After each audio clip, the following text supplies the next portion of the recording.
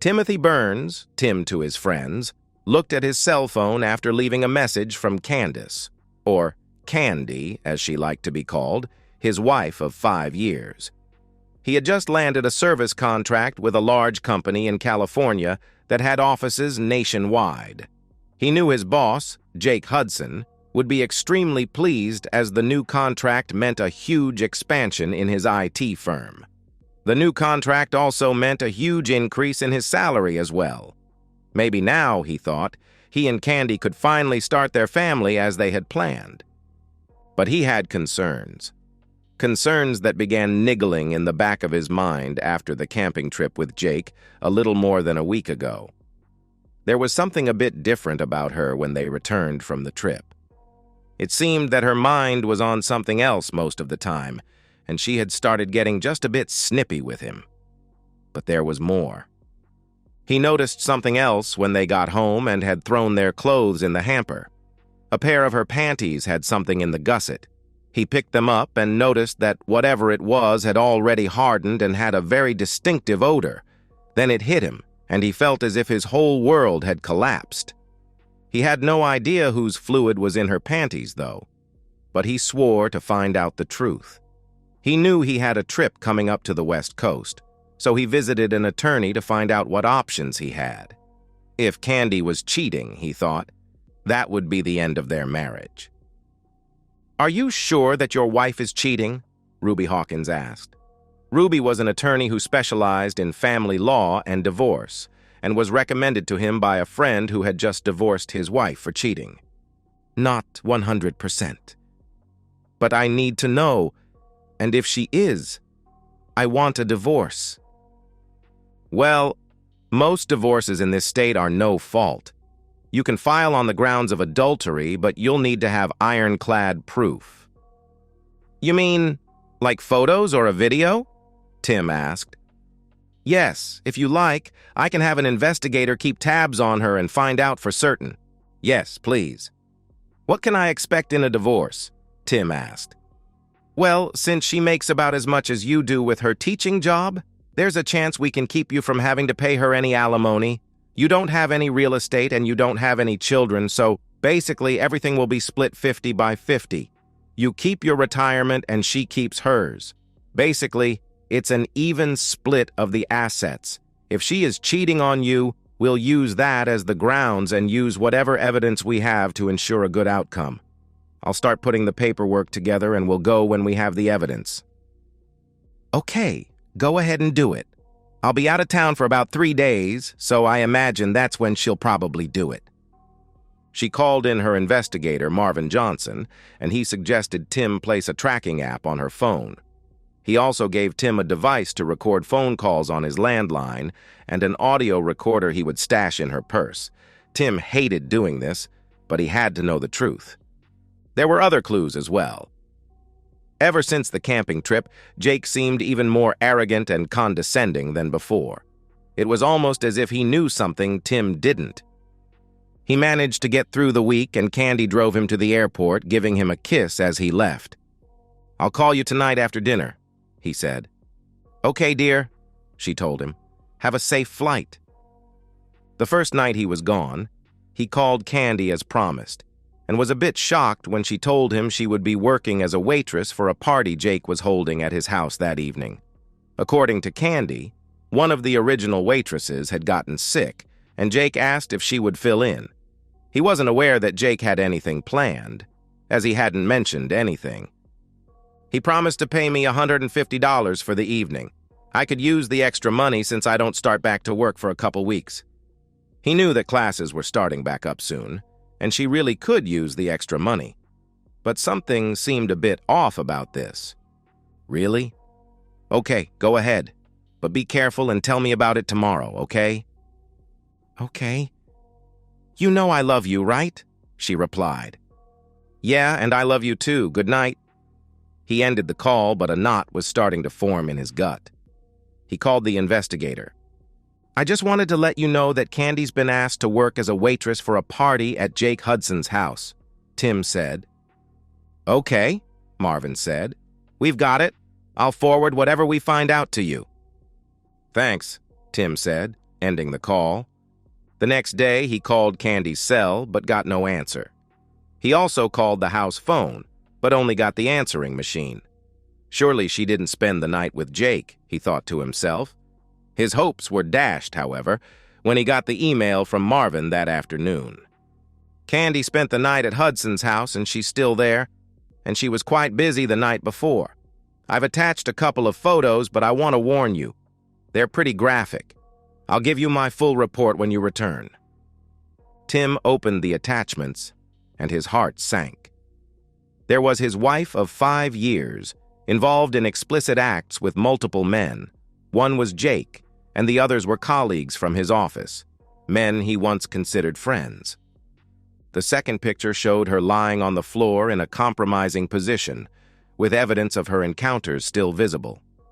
Jake's presence was unmistakable, and Tim's hands began to shake as tears filled his eyes. He couldn't believe what he had just seen. He tried calling her phone one more time, but it went straight to voicemail. He also tried calling the house phone, but only got the answering machine. He left no message and went to the bar in the hotel to drown his sorrows. The next morning, he checked the tracker and saw that Candy's phone was still at Jake's house, confirming she was probably still there. Marvin sent an email that contained 2 more photos, showing his wife involved in an explicit group activity with about 10 men, including Jake, his son Mike, and 5 others from Jake's IT firm. These were men Tim had once considered trusted colleagues, but now saw them in a different light. He didn't recognize the other 3 and assumed they were friends of Mike's. He concluded his business with the California client and, contract in hand, checked out of the hotel and grabbed an early flight home. He grabbed a taxi at the airport and noticed that Candy's car was gone when he arrived home. Checking the tracker, he saw that her phone was still at Jake's house. He went inside, changed clothes, and called Ruby's office. He was surprised when her receptionist said she was available and could see him that afternoon. He called Candy's cell and was surprised when she answered. She seemed out of breath when she answered. "Hello?" she asked. "Hey, it's me, Tim. Where are you?" "I'm at home, just catching up on a few things before classes start," she said. He was shocked that she would lie so blatantly to him. "I see. Well, I'm done here in California and I'm on my way home." "Oh, good. I've missed you so much. Call me when you land and I'll come pick you up at the airport." "No, don't bother. I'll grab a taxi or something. Bye." He ended the call and wondered if she noticed that he didn't tell her he loved her or would see her later. Shaking his head, he left the house and went to see Ruby. Candy looked at the phone after Tim ended the call. He always ended his calls by telling her he loved her, but he didn't this time.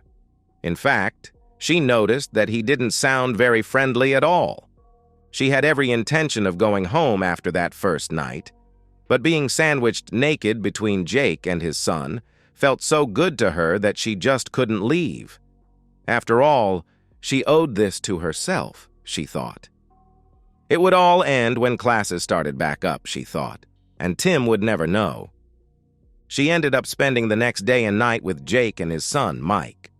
While Jake went to work for a few hours on the second day, Mike kept her occupied and even invited several of his friends over later for a group encounter. When Jake returned home, she was in bed with Mike. Jake approached her, and she willingly engaged with him as well. After they finished, Jake sat down and looked at her. "So, maybe I should send your husband out more often," he said with a wicked smile. "You do know I have classes starting back up soon," she said, "so I won't be available during the week. I don't dare do anything like this while he's still home." "Why not?" Jake asked. "Maybe he'd actually enjoy seeing you with other men for a change." Jake and Mike both laughed at the remark. "Well, I have to admit, I've gotten used to being with you both," she said. "But I still love Tim, and I don't want to hurt him." "Well, maybe I can make sure that he gets sent out over the weekend," Jake said. "That way you can come over and play house with us." "That sounds like fun," she said, "but he's going to find out at some point." Tim's not stupid, you know. Don't worry, Jake said, picking up his camcorder. I'll take care of Timmy boy. There's just one thing. What's that? She asked. I don't want you to have intimacy with him anymore, Jake said. You belong to us now. Got it? But how will I do that? She asked. You'll figure something out, Jake said. Make up some excuse. You know, like, I have a headache or something. Okay, I'll try, she said. Later that day, some of Mike's friends came over and they got a chance to sample Candy's wares. Jake invited a few single guys from the company and they joined in. By the time the party ended, Candy had been with several men and fully embraced her new role. She found herself enjoying the attention and indulgence. Tim was a wreck when he saw all the evidence Marvin had gathered. In addition to photos, he had 2 DVDs full of videos starring his wife performing multiple acts with multiple men, things she would never do for him. His love for her had burned away after watching her debauchery. Ruby comforted him as best she could, but it was a lost cause. After 5 years, how could she just turn into such a cheating woman, he wondered. And what did I ever do to deserve this? And what about Jake? He had considered the somewhat older man to be a friend. Now he knew better. I'll go ahead and draw up the papers for divorce citing adultery, Ruby said. If you want, I can also file for alienation of affection against Jake and the men you work with. Those lawsuits usually don't go very far, but I think we can get a good settlement. Do what you have to do, Tim said. Just don't do anything stupid. I don't want to have to bail you out of jail. Tim shook his head. Don't worry, I won't. When can you have the papers ready? I can have everything ready to go in just a couple of days. In the meantime, try to act normal around your wife. I'm not that good of an actor. And there's no way I'm touching her ever again. God only knows what she's gotten from all those men. Tell her you're not feeling too well. That should buy you a little time. Tim nodded his head. Yeah, okay, he said before he left. Sitting in his car, he suddenly realized something else. There was no way he could work for Jake anymore, and there was no way he could tolerate being around the men who had cuckolded him. He pulled out his phone and looked through his contacts until he found the number he was looking for. He hit the number and hoped for the best. Carlson, the man at the other end said when he answered. John, this is Tim Burns. Tim, how are you, old friend? Could be better. Listen, is that position with Empire still open? John Carlson, an executive with Empire, had been trying for some time to get Tim on board, but Tim felt he needed to stay with Jake out of a sense of loyalty to him. That loyalty, however, was now gone. Of course it is. You finally decided to come join an established company? Yeah, something like that.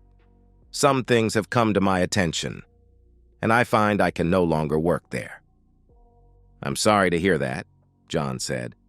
Is there anything I can do? Just give me a job. I promise I'll work as hard for you as I did for Jake. Of course. Would Monday be okay to start? Absolutely, Tim said. Good. Listen, why don't you and that pretty wife of yours come by tonight and have some of Rose's famous lasagna? We can catch up and I'll go over the compensation package with you. I'd love to, but unfortunately, I can't bring Candy. Oh? What happened? John asked. I really don't want to get into it on the phone. I can get into it a bit tonight if you want. Sure, Tim, John said, sounding concerned. You know, Rose is a licensed counselor. Maybe she can help you if you want. That actually sounds good, John. I appreciate it, Tim said. Good. I'll call Rose and let her know. Think you can come by at, say, 6:30 tonight? Sure, 6:30 it is. Thanks again, buddy. My pleasure, John said. They ended the call, and Tim felt as though a giant weight had been lifted off his back. He started his car and headed home. When he got there, he noticed that Candy still hadn't made it back from Jake's house. He grabbed his briefcase and went inside. He showered, changed clothes, and sat at his computer, where he wrote his resignation letter. Candy finally came in about 5 p.m. and noticed her husband sitting at his computer. She went to give him a kiss, but he turned his head, and she ended up kissing his cheek. Surprised, she looked at him before speaking. "Is everything all right?" she asked. "Not really. I'm not feeling too well. Maybe it's jet lag or something, I don't know. I'll sleep on the futon when I get back tonight." "Get back? Where are you going?" she asked. "I'm meeting someone for dinner." "Are you meeting a woman?" she asked, concern in her voice. "You mean, am I cheating on you?" "No. I've never cheated on you in all the time we've been together, and I have no intention of doing so now. Can you say the same?" She recoiled in horror. "Does he know?" she asked herself. No, there's no way he could ever know. "Of course I can," she said. Tim wasn't convinced. "So, how was your trip to California?" she asked, trying to change the subject. "Successful. And how was your little job at Jake's house?" "It went well. Even when it was hard, it was still fun." "I'll bet," he said with no emotion in his voice. He looked at his watch before speaking again. "I'd better get going," he told her before saving his work and shutting down his computer. He stood and walked past her without a word and went into the master bedroom, where he changed into something a bit less casual. When he came out, Candy was sitting on the couch. "How long will you be gone?" she asked. "I don't know. Don't wait up for me. Bye." He grabbed his keys and headed out the door. She couldn't help but notice that he didn't kiss her and told her he loved her. He always did that when he left the house. After she saw his car leave, she picked up the house phone and called Jake, unaware that her conversation was being recorded. "Jake, I think he knows something," she said. "What makes you think that?" Jake asked. "He wouldn't touch me at all. He usually always gives me a kiss and tells me he loves me, but he didn't. He seemed so old, and he just left, saying he had a dinner appointment." "Oh? Did he say with whom?" "No, he didn't. Jake, what if he knows? What if he's planning to leave me?" "So what if he does? You can always come and stay with us. And don't worry about Timmy boy. I'll keep him running around so much he'll hardly ever be home."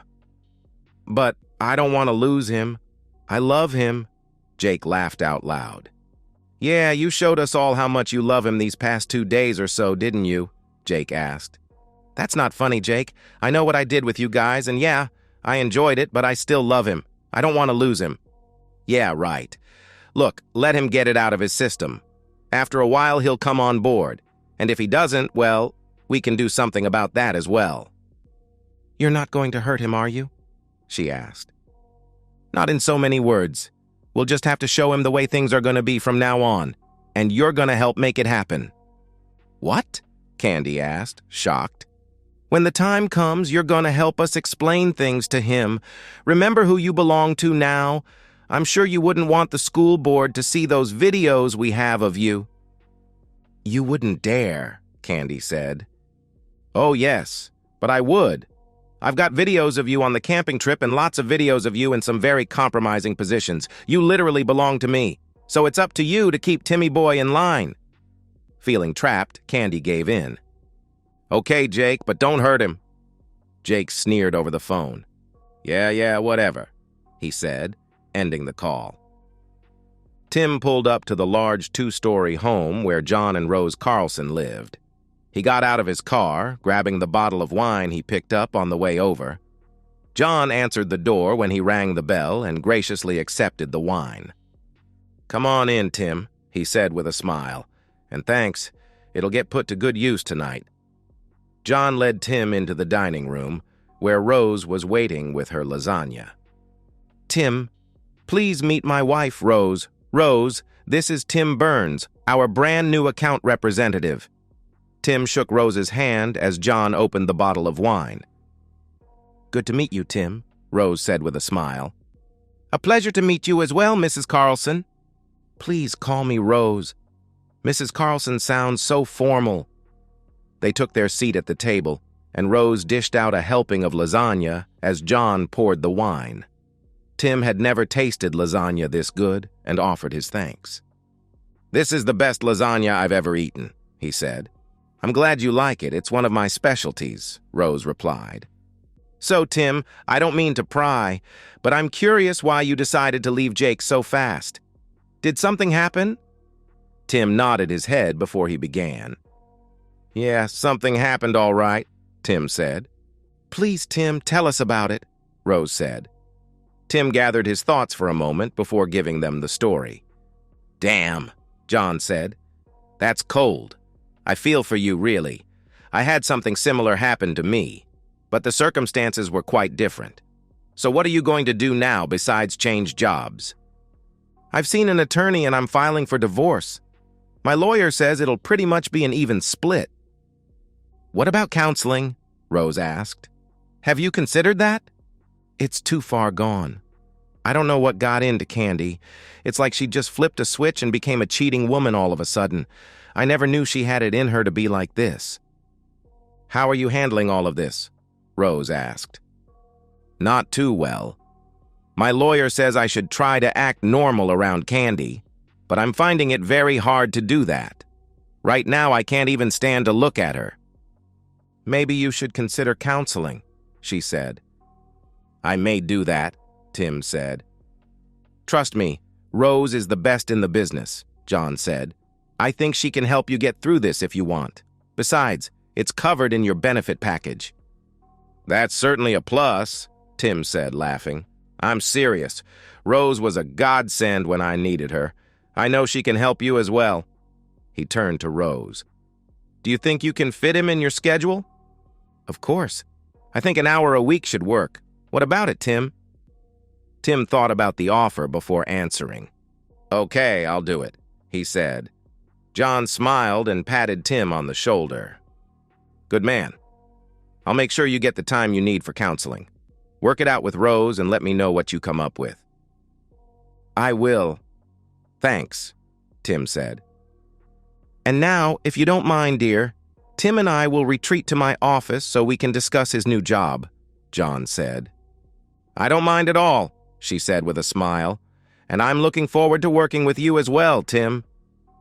"Thank you," Tim said as he stood with John. They retreated to John's home office where he poured them each a sniffer of brandy. They spent the next 2 hours discussing his new job.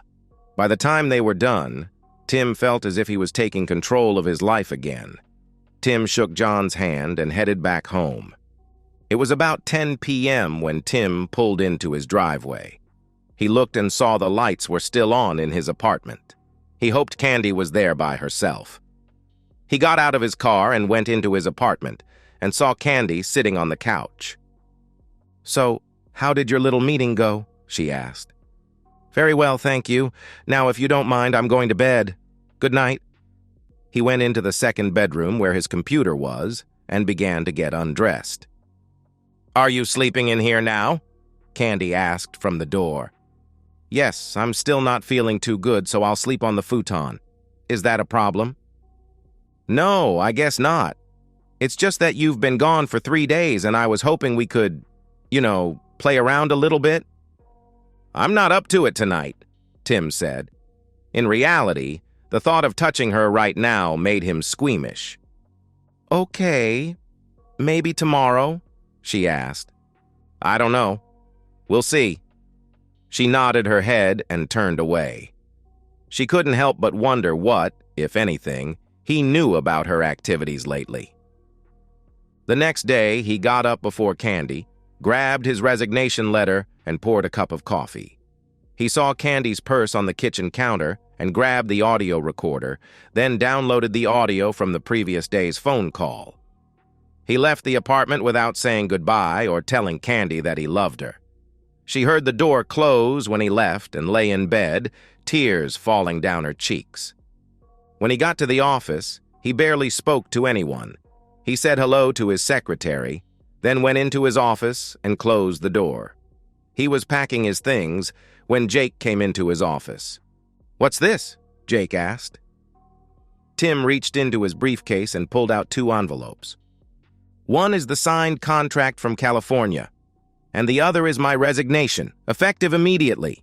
I believe you owe me a bonus for getting the California account, and you owe me my final pay, with the balance of my vacation time." "Resignation?"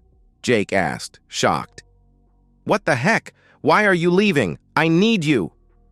"Seriously? You honestly don't know why? Do you think I'm stupid or something? I'm not. You know, frankly, some things have come to my attention and I've decided that I can no longer work here. So I've accepted a position with another firm. I'll be out of your hair in just a few minutes. Then I'm going to HR. "Wait, Tim, can't we talk about this?" Jake asked. Tim shook his head. "There's nothing to talk about, Jake. I'm done. Finished.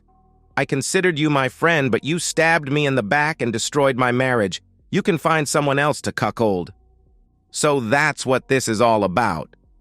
Well, just so you know, your wife was more than willing to have intimacy with me. We don't need to let something like that ruin your career. Just go with the flow for a while. Let Candy sow a few wild oats for a while. When she's done, she'll be all yours again." "God, you are a slimy piece of shit, aren't you? Do you honestly think I'd go along with something like that? How long have you been screwing her, by the way?"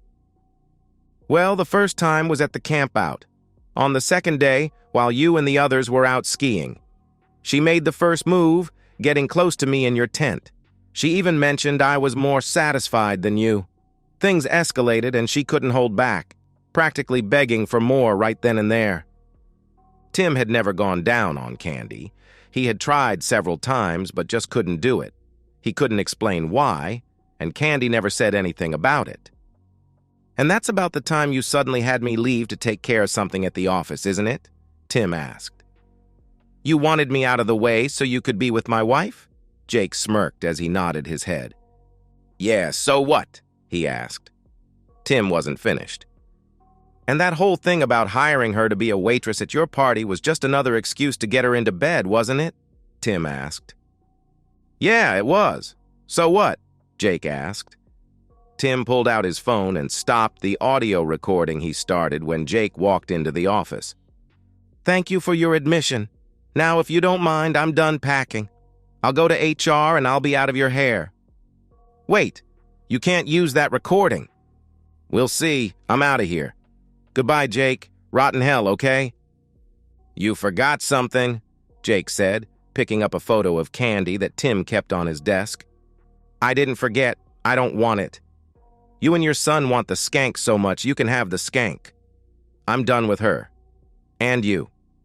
Goodbye." With that, he left the office. Jake looked at Tim as he left, wondering what the hell just happened. How did Tim find out about what he and his son had done with Candy, he asked himself. "What do you mean he resigned?" Candy asked when Jake called. "He just handed me a signed contract and a resignation letter and left. He knows, Candy. I don't know how he knows, but he knows." "What did you tell him?" she asked. "The truth. I told him about the first time, on the camping trip." "You idiot!" she exclaimed. "Well, he asked, so I told him. He also left the picture he kept of you on his desk. Said he didn't want it." "Terrific," she said, tears falling down her cheek. "So what do we do now?" she asked. "Not my problem. He's your husband. You deal with it. Unless, of course, you want me to come over and make him see the error of his ways." "No, you've done enough, thank you. Stay out of this. I'll deal with it." "Whatever," he said. With that, he hung up. Candy looked at her phone, tears falling down her face. She didn't want a divorce, but she knew Tim wouldn't stand for her cheating. She decided she would do everything she could to hang on to him. She sat on the couch, her head in her hands, sobbing over what she had done. A few minutes later, Tim pulled into the driveway. He saw Candy's car and looked to see if Jake's car was anywhere around. Not seeing it, he grabbed his box and briefcase and went inside. He saw Candy on the couch and, saying nothing, went into his office. He closed and locked the door, then checked for any voice recordings. He found the recording and listened to the call between Candy and Jake. He forwarded it to his lawyer, then gave her a quick call. "Hello, Tim. I just got your latest email. I'm in the process of filing your paperwork now." "Good. When can they be served? If you want, I can pull some strings and have my process server deliver them late this afternoon. Will that work? It will. Thanks, he said. After hanging up, he went to his gun safe, opened it, and pulled out his old .45 caliber semi-automatic pistol. He had no plans on using it, but he didn't want any problems with Jake or Candy. He made his way into the kitchen, set his briefcase on the table, and looked at Candy. "We need to talk," he said, setting the pistol on the table so he could get to it quickly if he had to. "Is that really necessary?" she asked, pointing at the gun. "I hope not. I just want to make sure, just in case your lover decided to come barging in." "My lover?" she asked. "Don't play coy with me, woman. I'm in no mood for your games. Now sit down. We have a few things to discuss." She sat down, scared, not knowing what her husband was planning to do. "First things first. Later today, someone is going to come by and serve you with papers. Divorce papers." Candy recoiled in shock. "Divorce? Why? I don't want a divorce. I love you." "That's a lie. I know everything about you, Jake, his son, and all the others you've been with these past few days. I've already filed for divorce on the grounds of adultery." "Adultery? You don't have any proof of that."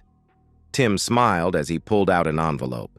He dropped a few time-stamped photos, all of which clearly showed her having intimacy with multiple men, including Jake.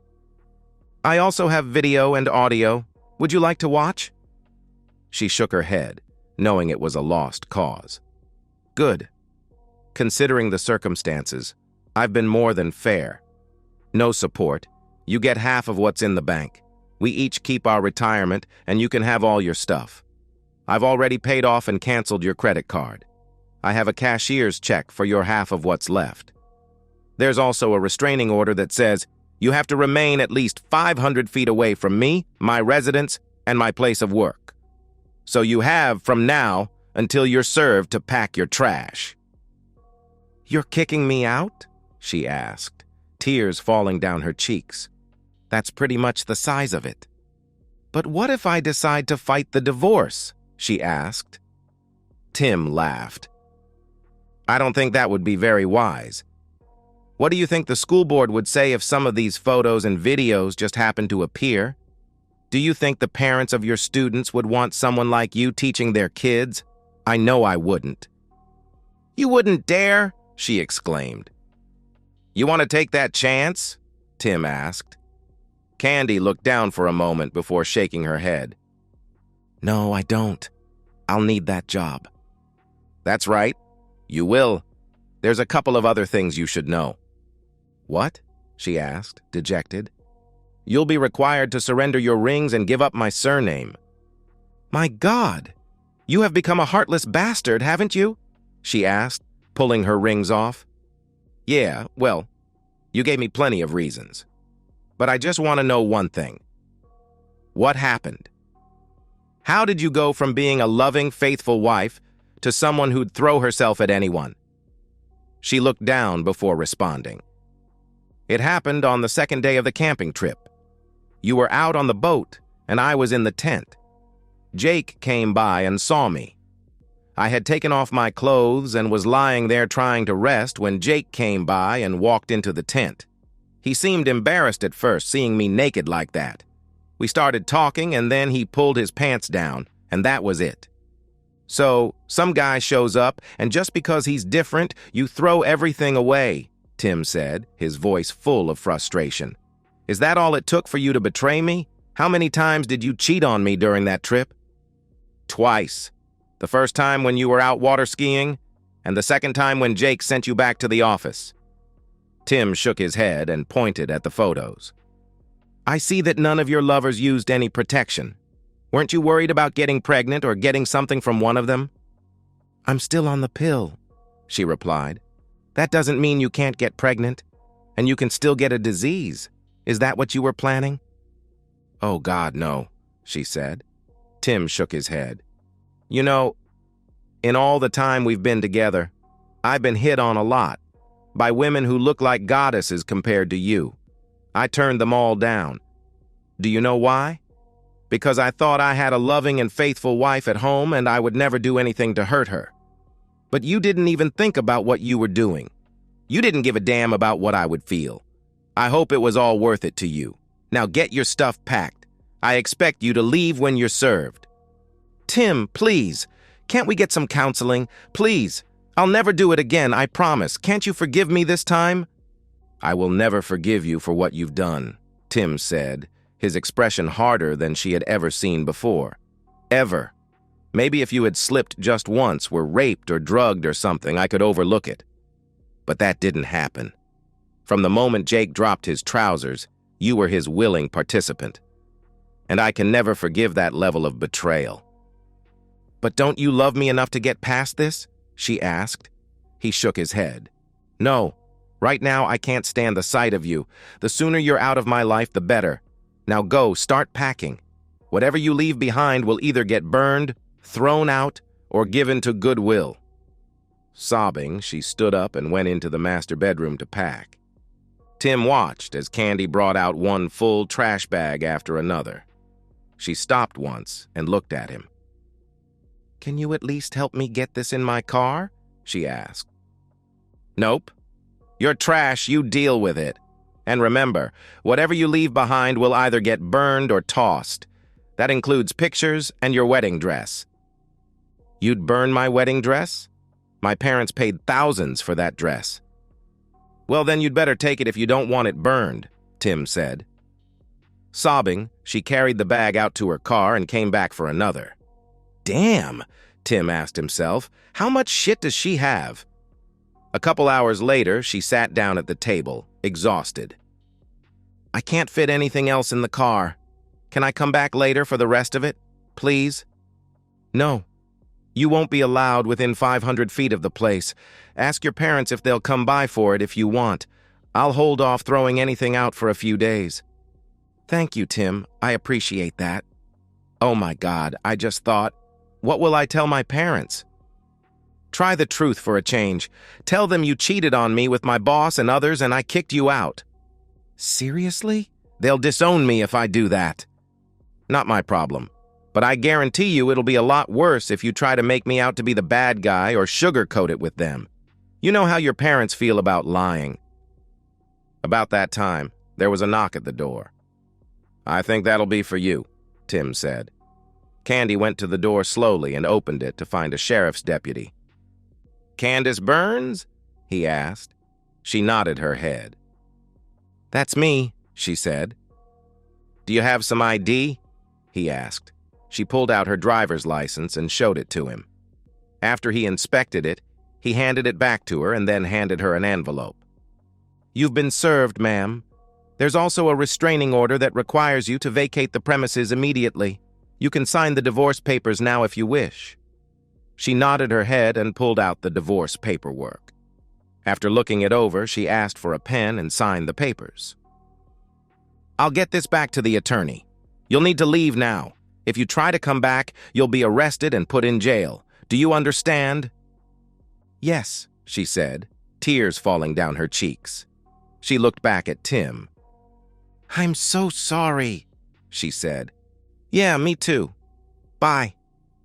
Goodbye, she said quietly as she left. The deputy looked at Tim and nodded his head before he left. The next few days were hectic for Tim. Candy never tried contacting him, but Jake called the house phone twice and left threatening messages. God damn it, Tim, I know you're there. If you don't drop this lawsuit, I'm gonna come and kick you. Tim smiled, copied the voicemail, and forwarded it to Ruby, who in turn notified the local sheriff's department. Candy's parents also called, wondering if they could come by to get more of her things. Yeah, sure. Just make sure she's not with you. There's a restraining order on her. Okay, George, Candy's father said with a sigh. When he and Candy's mother, Bernice, came by, they grabbed what Candy had left behind and used the time to encourage Tim to drop the divorce. Tim, she made a mistake, Bernice said. Surely you can get past what she did and take her back. She's crazy about you. What did she tell you, Bernice? Tim asked. She said she screwed up with your boss, Bernice said. And that's it? Tim asked. Well, yeah. She didn't get into any specifics and we didn't press it. Tim grabbed the envelope with the pictures and DVDs and showed the photos to Bernice and George. They were shocked when they saw the photos. I'm sorry she didn't tell you the whole truth. As you can see, it was a lot worse than she made on. Oh my God, I had no idea it was this bad. I'm so sorry, Tim. I don't blame you for what you did. George's face was red with rage. I'm going to have a long talk with that stupid daughter of ours. Have you done anything else with these photos? He asked. Tim shook his head. Not yet, but I warned her not to fight the divorce, he said. They commiserated with him for a bit, then finished packing up the rest of her things.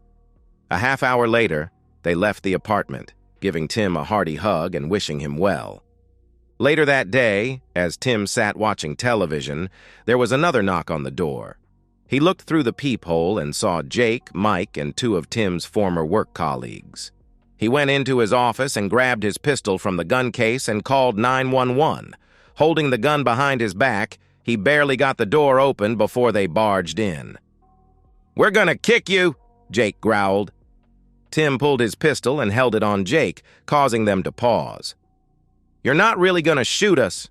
You don't have the balls." "You really want to put that to the test? Just so you know, I've already called 911 and the police are on their way over here right now. If you're here when they get here, you're going to jail for violating the restraining order." "Jake, I think he means it," one of the other two men said. Jake looked at him for a moment, then turned back to Tim. Just then, they all heard a siren nearby and saw the flashing red and blue lights. "Yeah, Jake, I mean it," Tim said. They turned to leave, but two very large uniformed police officers were at the door. Tim lowered his pistol. "Put the gun down, sir," one of the officers said. Tim obeyed, putting the pistol on the kitchen counter. "Sir, these men are violating a restraining order. They barged into my apartment and threatened me. I want them arrested."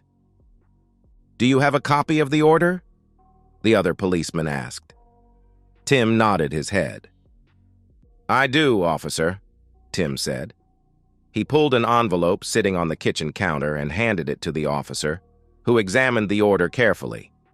After a few moments, he handed the order back to Tim and then turned to the four men. "Turn around, hands behind your back," the officer said.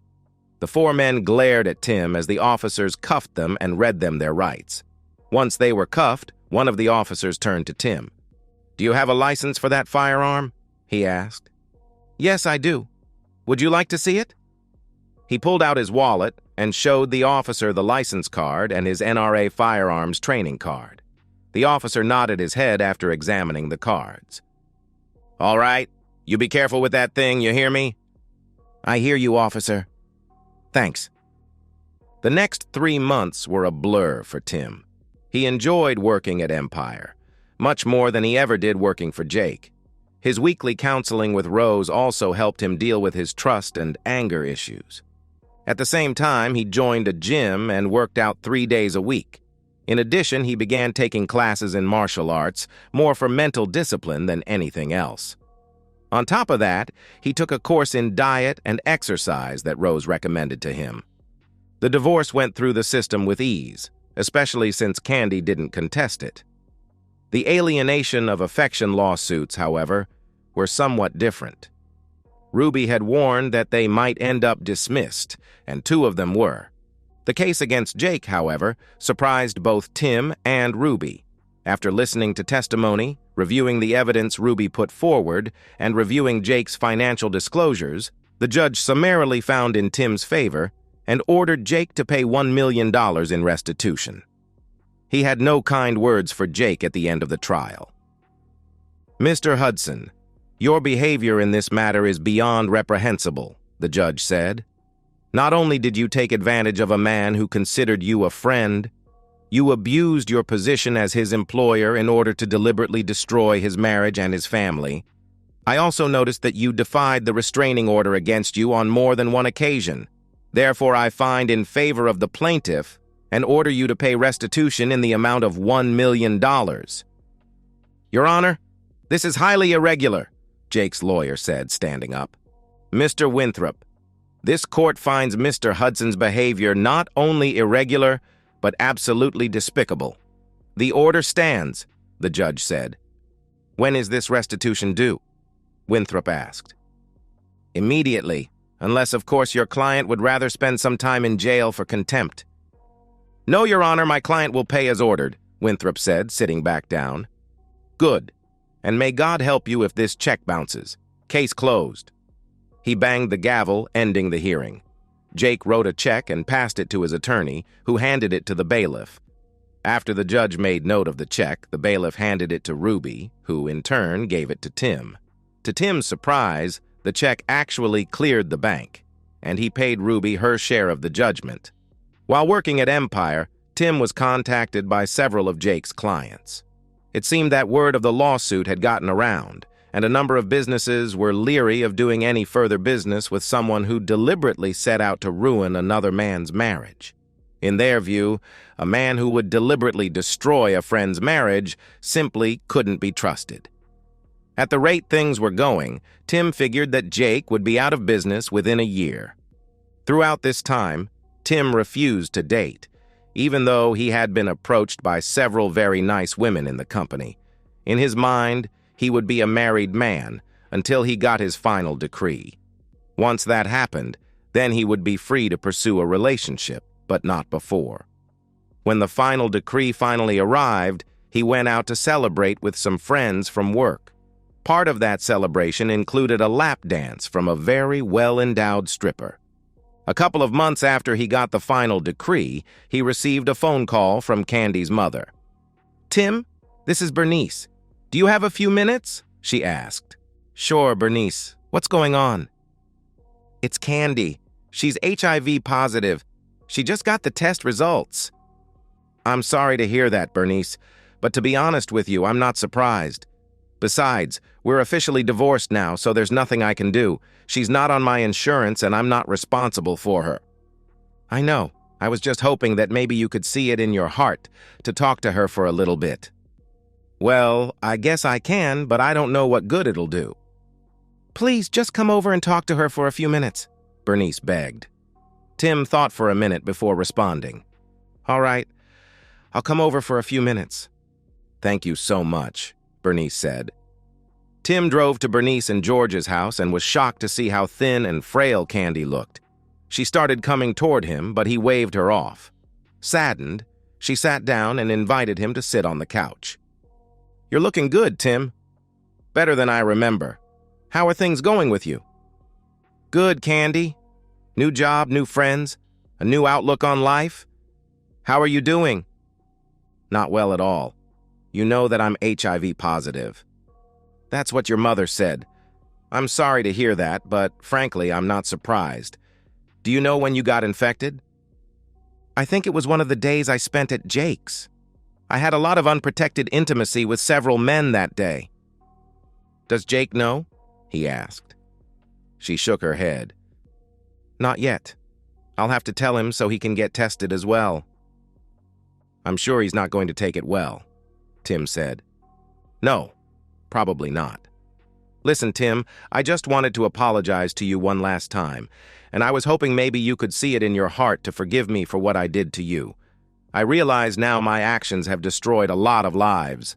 I could have said no at any time, but I didn't. I was stupid and greedy, and I let my hormones overrule my rational mind. And now I'm paying the price. I had the best husband and partner anyone could ask for, and I threw it all away for something meaningless. I know you're angry, and you have every right to be.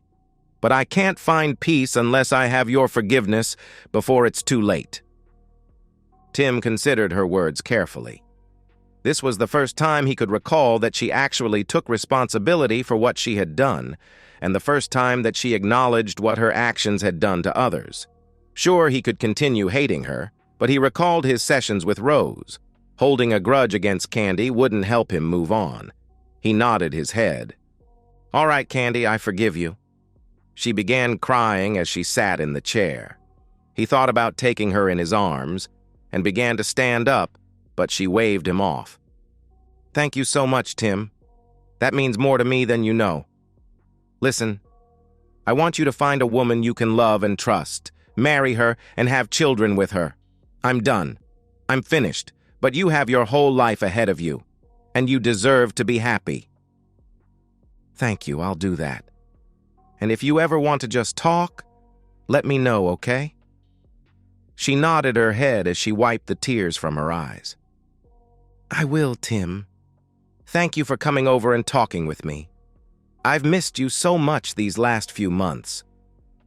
I've missed the woman I married. How are things with Jake and Mike, by the way?" She shook her head. "Not good. He's gotten very abusive lately. He didn't take losing to you in court very well. You probably know his business has taken quite a hit lately." "I've noticed. Has he hurt you? Physically?" "Not yet, but he's very abrupt," she said. "Do you want me to be with you when you tell him about your diagnosis?" Tim asked. "No, but thanks for asking anyway. This is my responsibility and I need to handle it. You know, I keep thinking that if I had just told him to leave that first day at the camping trip, we'd still be together. That's quite possible, but I have a feeling it would have happened at some point anyway. He'd been after you for quite a while." "I think you're right. Listen, I'm getting really tired and I need to rest before I go back. Thank you for coming over. It really does mean more to me than you know." "You're welcome, Candy. And remember, call me if you just want to talk or something, okay?" She nodded her head weakly. "I will. Goodbye, Tim. Think of me every once in a while, okay?" He detected a bit of finality in her last statement and wondered if she intended to commit suicide. "I will. Just don't do anything stupid, okay?" She smiled. "I won't," she said. He stood and walked to the door. Bernice came over to him before he walked out. "Thank you, Tim," she said, giving him a hug. "This means more to her than you know, and to me as well." "You're welcome, Bernice. Keep an eye on her, okay?" "I will," she said. A couple weeks later, Tim was sitting on his couch, eating dinner and watching the evening news, when he heard a report that caught his attention. The bodies of a local businessman, his son, and a woman believed to be the man's lover were found earlier today in what police believe was a double murder and suicide. Jacob Hudson, president and founder of Hudson Consulting, along with his son and a woman whose identity has yet to be released, were found dead. According to authorities, all three were the victims of gunshot wounds. Police are investigating the incident and more details will be provided as they are released. After recovering from his initial shock, Tim called Bernice. She was sobbing when she answered the phone. "Bernice, what's going on?" he asked. "We just got informed that Candy is dead. It looks like that bastard Jake shot her, then his own son and himself." "Oh my God. I saw a report on the news and I was hoping it wasn't her. I'm so sorry." "It's her," Bernice said. "Do the police have any idea why it happened?" Tim asked. "They're not 100% certain, but I'm pretty sure she told Jake about her HIV and he lost it. They're doing autopsies on them now." "I'm really sorry, Bernice. I want you to know I never wanted this to happen." "I know, Tim. Candy made her own bed and paid the price. Still, it's hard to lose an only child like that. I'm just glad you were able to make peace with her. I like to think she's in a better place right now." "Well, let me know if there's anything I can do," he said. "Thank you, Tim." Candy's memorial service took place a couple of weeks later, and Tim took time off to be there for her parents. According to the autopsies, both Jake and Mike were found to be HIV positive, along with Candy. From what the police were able to piece together, Candy told Jake about her diagnosis and said they should get tested. When Jake and Mike learned they were also positive, the older Hudson shot her in the head, then his son, and finally shot himself. Tim spent a few days mourning Candy's death, thinking back over the good years they had together. Then one day, out of the blue, he got a visit from Cynthia Stone, another rep who worked on his team. "Hey, cowboy," she said. "You want to join us for happy hour tonight?" You look like you could use some company." Tim thought about it for just a moment. He almost turned her down, but then had second thoughts. "What the hell? I could use some good company right about now. Sure, I'll join you." "Well then, come on down to the hitchin' post after work, okay?" she asked, smiling. "I'll be there. Thanks for the invite." And so the circle of life continues, he thought as she walked away.